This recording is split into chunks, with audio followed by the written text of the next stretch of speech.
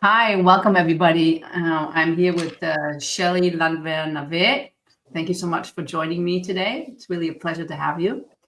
It's my And pleasure to be here. thank you, really. And I'm going to just say a few words about you to let the audience know what you're all about. And as we are continuing our conversation, people will learn more about you.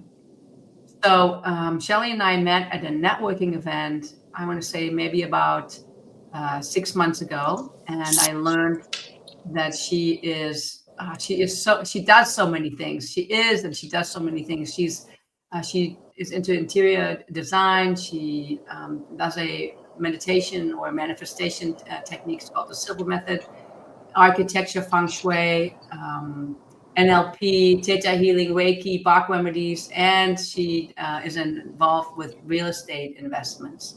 So again, welcome. You have such an incredible, diverse background. Thank you. So here we go. So Yes. yeah. First of all, I must say it was a real pleasure meeting you, and awesome. Totally impressed with what you're doing, and that is the main reason that I'm here. Yeah, you inspire for sure. Thank you. Well, we met at this kind of awkward, networking. I think is always a little bit awkward, weird for me. And what really was such a wonderful surprise for me that we started to talk about manifestation, pretty much right away, and realized that we are, sort of looking at the world in a similar way. And so I want to talk more about that because here we are both living in Israel, and even though this is not a political, podcast, we know it's challenging, has its moments, and there's lots of negativity that's thrown at us all the time. And yet here we are. And the podcast is all about inspiring people and giving us and ourselves, I include myself in that, tools to, to keep going and to reinvent ourselves and, to get back to the positive and, and all those uh, ways and states of minds and beingness that we want to experience. So, anything that you want to share or you want to add to what I said about you to get us going?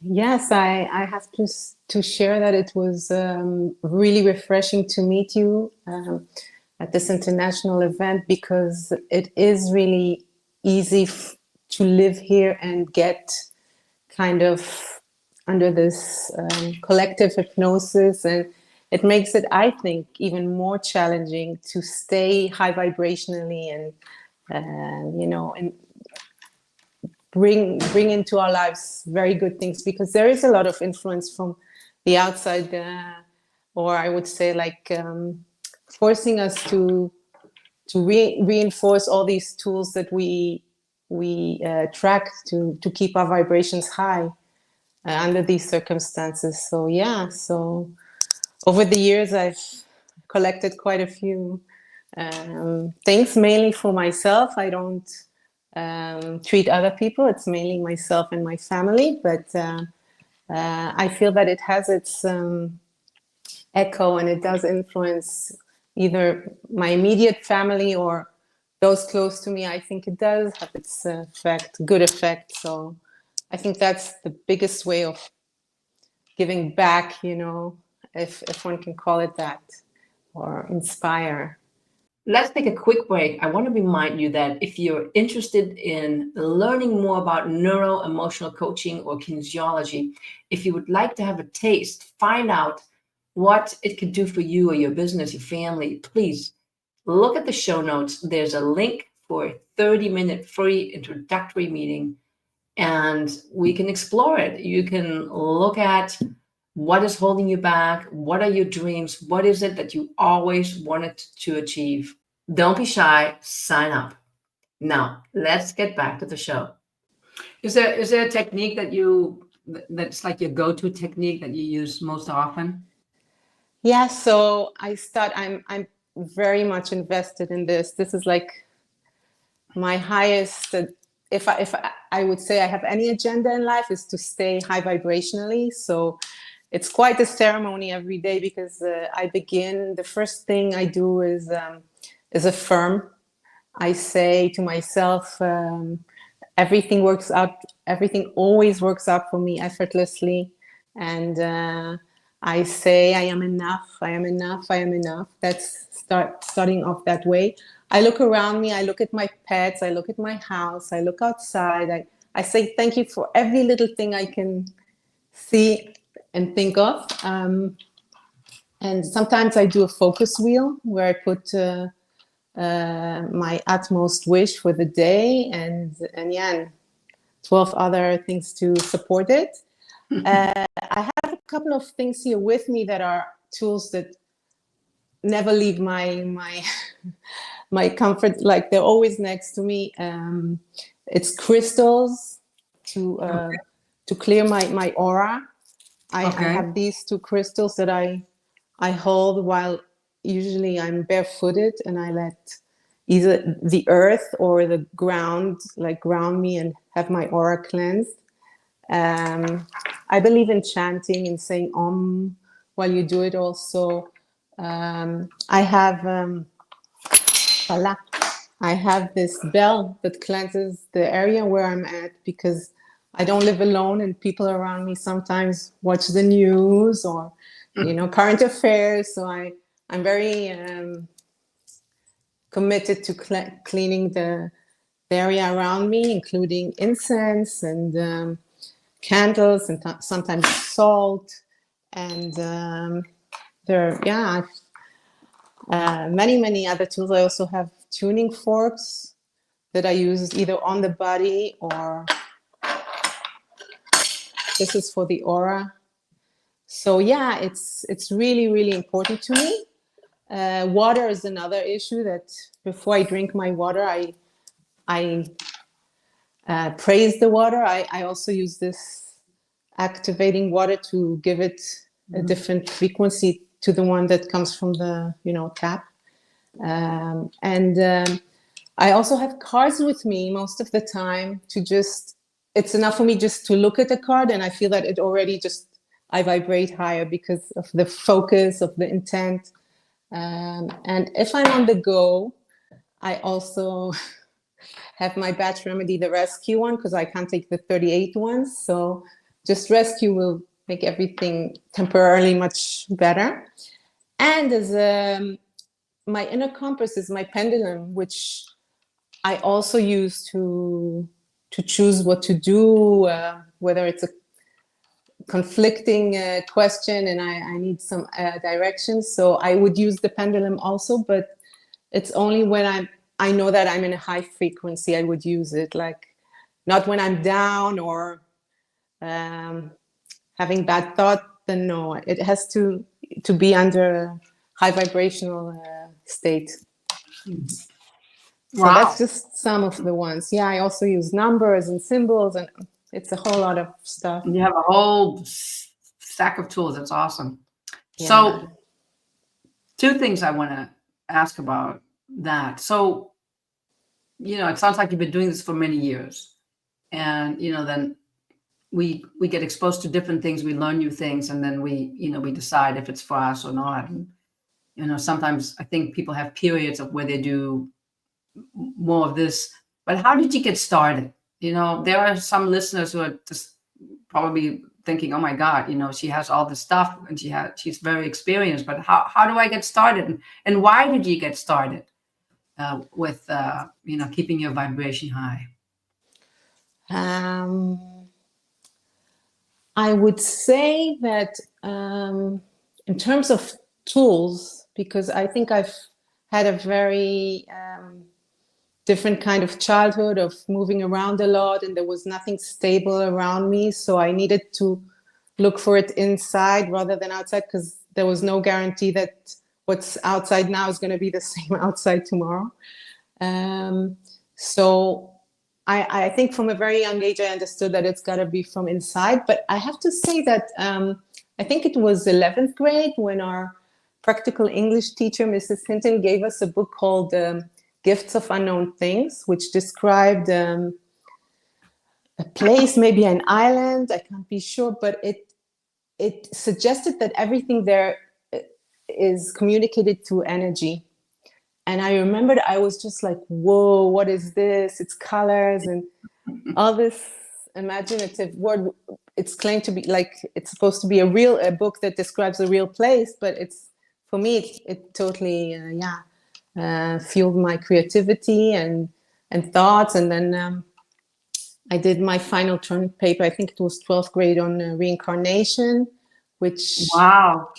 which was very tough to do then because there was no internet and hardly any books on the subject. So many libraries, and it was tough to find things to get information from. But so it's, from a young age, it interests me, like I guess the reason we're here and all this. And then later on, I think the first thing that also influenced me a great deal was learning the Silva technique, Jose Silva, which also opened me up to taking things into my own hands and realizing that we have there's about mind control and how we can like train our mind to do things. And after that there was Landmark Forum, which also influenced me a great deal. So there were many things along the way. Feng Shui later on really emphasized what I've actually experienced my whole childhood, which is like rearranging my room wherever I lived, like making it feel good and it connected to my essence. It's really interesting. And so from there I learned all the other techniques. And did you do everything here in Israel, or were you exposed in different countries to different things? I didn't hear the first start of the question. I said, did you do all this here in Israel, or did you, like, I've lived in Germany, and then I lived in the United States, and I came to Israel just before I turned 18, so most stuff I learned here, but I did learn Feng Shui with Master Joseph Yu. I left Israel to go to Madrid and to Athens. And Bach remedies I also learned in Wallingford, where Edward Bach himself created the technique. Wow, fantastic. That's awesome. Thank you. So, Shelly, do you have a moment, a morning where you wake up? You're like, I woke up this morning and I wasn't feeling great. I just noticed what was going on with me, and then I usually move into acceptance, and I say, okay, there's something going on, and just like be with you and just see how it goes. And for myself at least, I find that there's sometimes periods of where I have more of that or less of that. And, I shared about this a lot. My mother passed away. Tomorrow will be 3 months. So it's not that long ago. And it certainly opened up the door for me to do more work that I actually thought, oh, I think I'm done. I'm done with this. Just to find out, I guess not. There's another layer coming, and I'm actually grateful, even though it's, sometimes it can be painful and not so fun. So you have a moment, you wake up a morning where you go, my vibration is not where I want it to be. What happens? It happened to me a great deal in the past year and a half when I left Israel for a little bit, and it was hard waking up every morning and feeling what you describe, not knowing what's happening. And so I have to say that I did it obsessively. I just did the focus wheel. I did the breathing, the shutting down my mind, going to sleep instead of having bad thoughts, just going to bed and sleeping. I have to say that I didn't have the luxury there, but if you can go to the sun and just be a bit in the sun and be a bit close to nature in those moments, it can really lift you up. Animals, pets, they vibrate high, and it can automatically shift things. And when you have a knowing that anything at the moment can shift in the next moment, then I think it makes it softer. And there's a ladder of just an inner compass of asking, okay, what is the next best feeling thought? Even if it's not the best thought I can think of, but it just elevates me just a little bit. It can be a person that really, by the way, I have a German teacher who's called Barbara, and she was such an amazing influence in my life. She still is. And I think of her and I automatically feel like it elevates me. So it can be a person, it can be an experience. Anything you can grab a thought will automatically lift you. So it's just, I think it really is like a muscle that you train all the time, whether it's to the tools, crystals, incense, have a nice bath. It's these things you can do, and really know that any moment that just happened doesn't mean the next moment has to be in the same vibration. Right. And be in acceptance, not to fight it. What you resist persists. Yeah, that's right. Just accept it. And I went to yoga this morning, and I just see what happens. Just go through the motion of doing what is good for you, and that uplifts your spirit, and then just to see what happens. Because sometimes it's in mind. Sometimes I feel crappy, and we feel crappy or we feel depressed, and it's not our depression. It's just, something that we picked up and we didn't even know about it, and we think it's ours. So it's an opportunity and maybe it's an opportunity to drop another coin in our wishing well, to expand in our vision of ourselves. And for sure, I have to say that I've adopted the perception that sadness, anger, disappointment, while they are legitimate and you can be with them and it's all good, I remind myself that it's ego-based, because if we're totally in the present moment, there's nothing we need to be, do, have.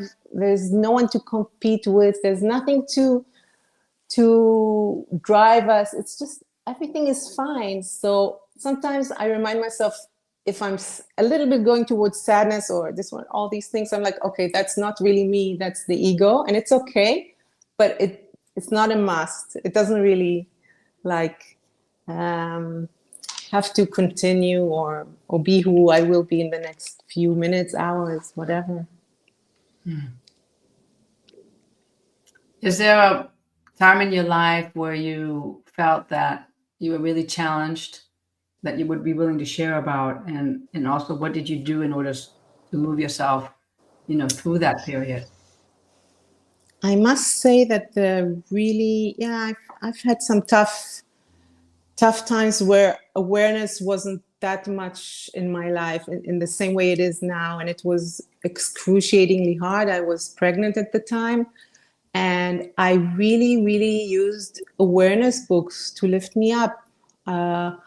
It was, one of the best books ever is The Science of Getting Rich, which doesn't talk only about finances.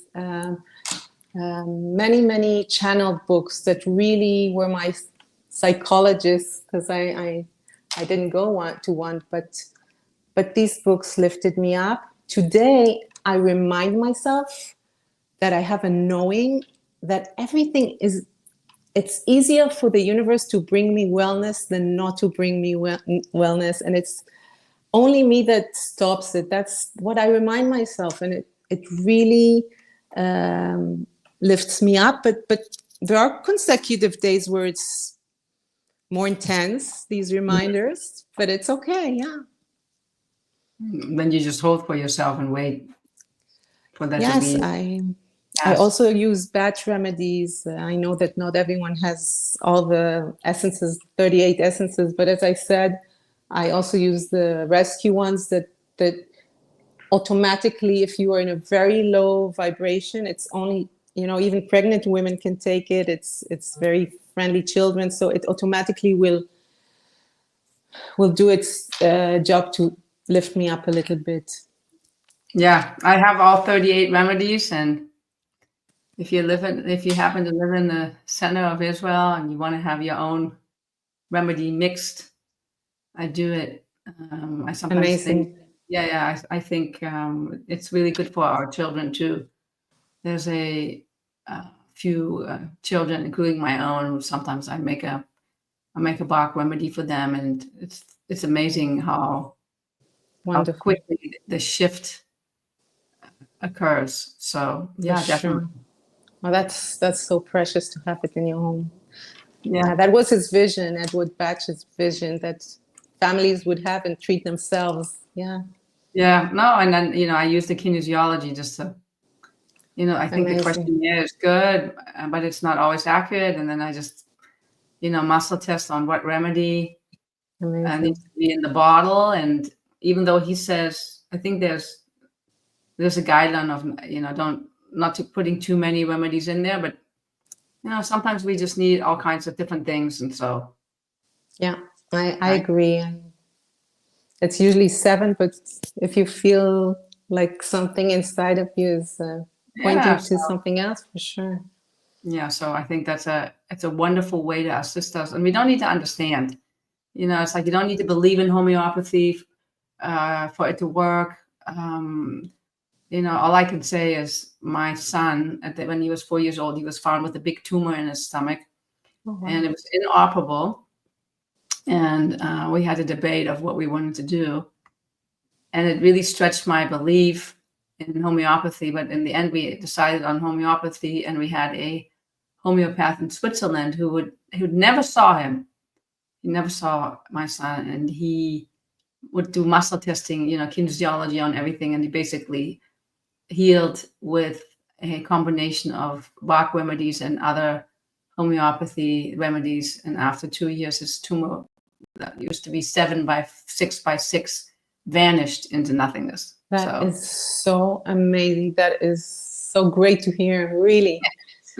I mean, everybody was like, "You're doing what?" I'm like, "Yeah, but we have no option." I mean, here we are at the premier children's hospital in Israel, and they're like, "We can't operate on him, and we can't do this, we Mm. can't do that." They didn't even know what he Okay, had. So, for that those of is you who don't sad. believe in homeopathy, we're here to tell you it can do amazing things. And For yeah, sure. Yeah, you can put it also in anything like food, in your bath, just on your wrist. You can really totally. go crazy with it.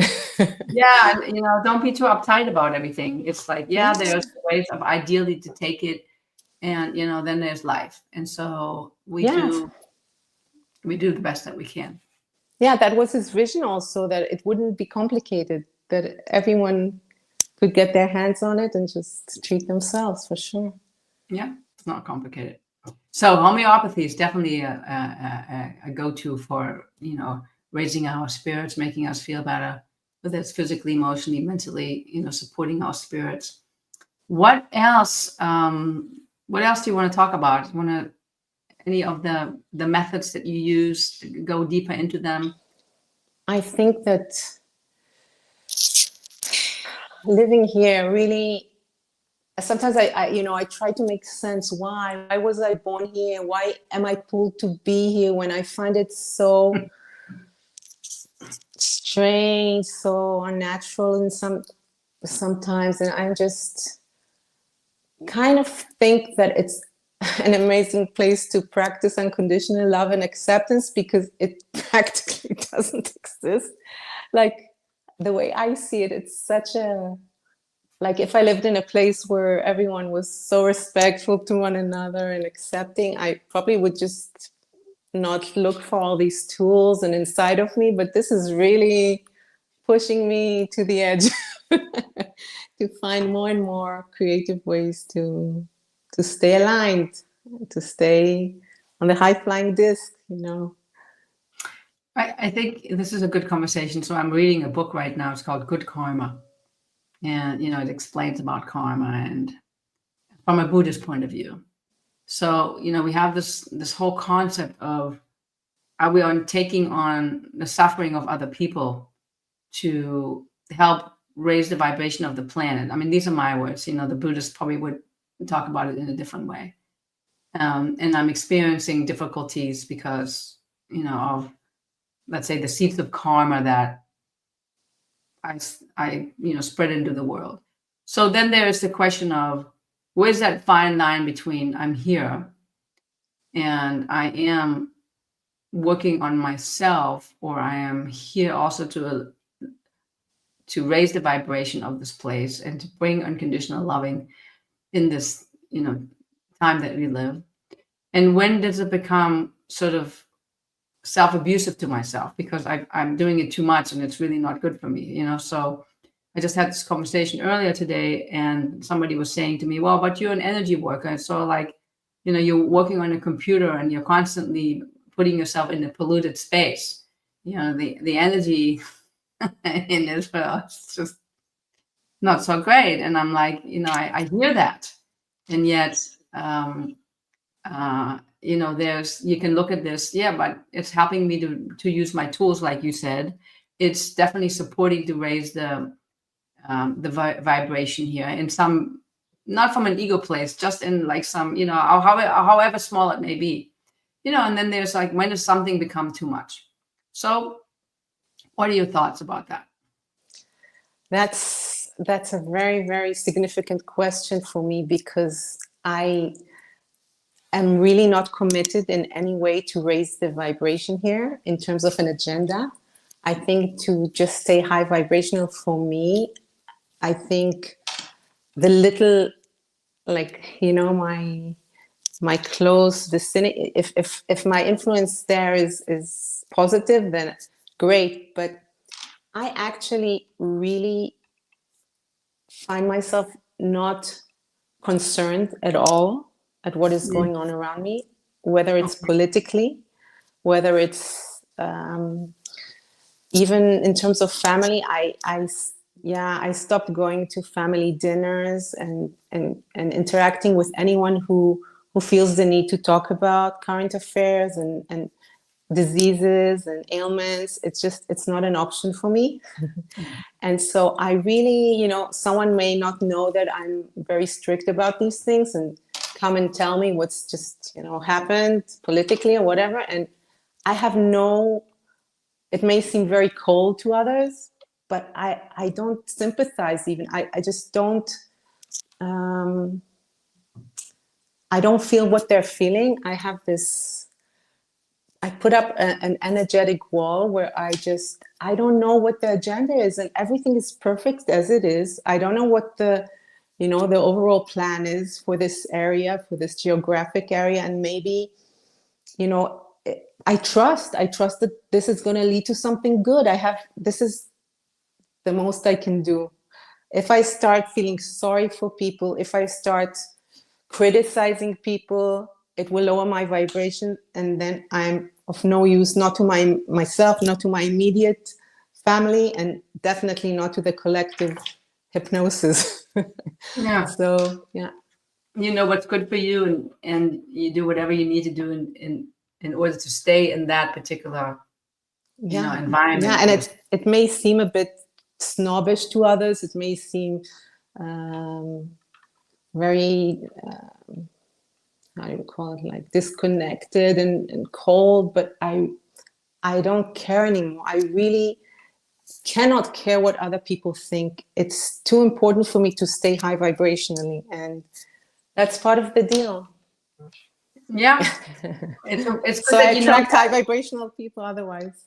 No, thank you. Well, it's good that we know what we need, and that we do whatever that we can in order to make that happen. So it's good. I applaud that. That takes a lot of focus and commitment and discipline in order to do what you do. So good Thank for you, you. Barbara. I appreciate your words. Yeah. I want to kind of bring us to a close, and wondering if there's a person who inspires you, or sometimes it's a group of people for me that inspire me that you want to share about.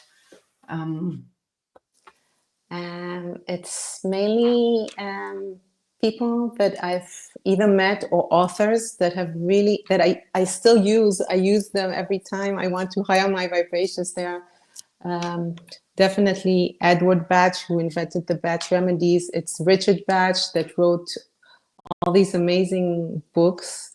It's Krishnamurti, that's one of the first ones who opened my mind to thinking differently. And I have to say that it's not so much Christ, but Christ energy is something that I think about to raise my vibrations, for sure. Like the Christ consciousness. Yeah. Yeah. And how it's been passed around through, I think people often shy away from it because, oh my God, in Israel, we shouldn't be using that word. Yeah. It's really a consciousness. It's not so. For sure. It's the energy of practicing unconditional acceptance and love and thinking differently. And amongst the masses, it's definitely good for me. Yeah. Wonderful. Thank you. Any final words that you want to share with us? Anything that present for you?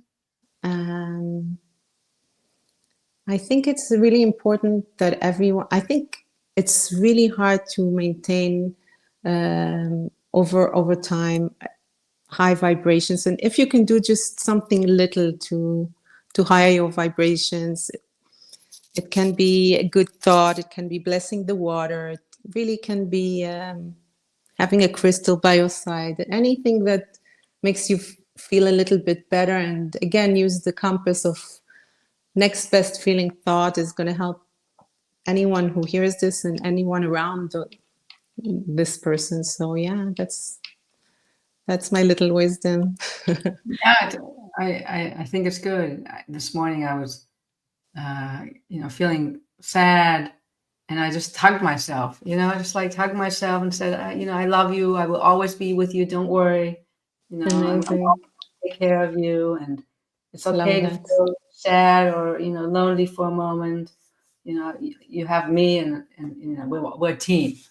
And so it's like was my amazing. I love that. My way to let that part of me know that she was going to be okay. And oftentimes it's actually the different parts that are surfacing, and we don't know how to take care of them. We think it's all of us. It's like, no, all of me is lonely. No, it was just some part of me. So having a crystal, doing the Bach remedies, it's awesome. So these are tiny little things that you can do, and it doesn't mean you have to be totally esoteric or completely spiritual or wherever on the continuum. And you can just like see what it does when you do it. We challenge you to do some little things in the morning to see if you can change the energy and the way that you feel about yourself in the world. For sure. Every little thing like that is a great gift, for sure. So thank you again for sharing all that you do. Thank you for taking the time with me. Sure. Yeah. And in the show notes, we're going to put, ways that people can contact you if they have questions, and if you're open to talking a little bit more about that, because it's actually great that you're not a professional sort of, I do this for a living. You're like, hey, this is what I do with my day, and how I do it, and so that people can sometimes feel more comfortable in talking to somebody. So thank you, and have a blessed day. Thank you, Barbara. You too. Have a wonderful day. Thank you. Bye. Thank you for listening to today's podcast. And here are the key takeaways. Number 1, start your day with positive affirmations like, everything works out for me effortlessly, to set a high vibrational tone. Number 2, create a personal toolkit of energy raising practices, such as using crystals, incense, or Bach flower remedies. Number 3, when feeling low, ask yourself, what is the next best feeling thought to gradually elevate your mood? Number 4, practice unconditional acceptance not so easy always, by reframing challenging situations as opportunities for growth. Number 5, commit to maintaining high vibrations by limiting exposure to negativity, even if it means setting boundaries with others. And number 6, incorporate simply daily rituals like blessing your water or using a focus wheel to consistently raise your energy. As always, thank you so much for listening. Until the next time, take care.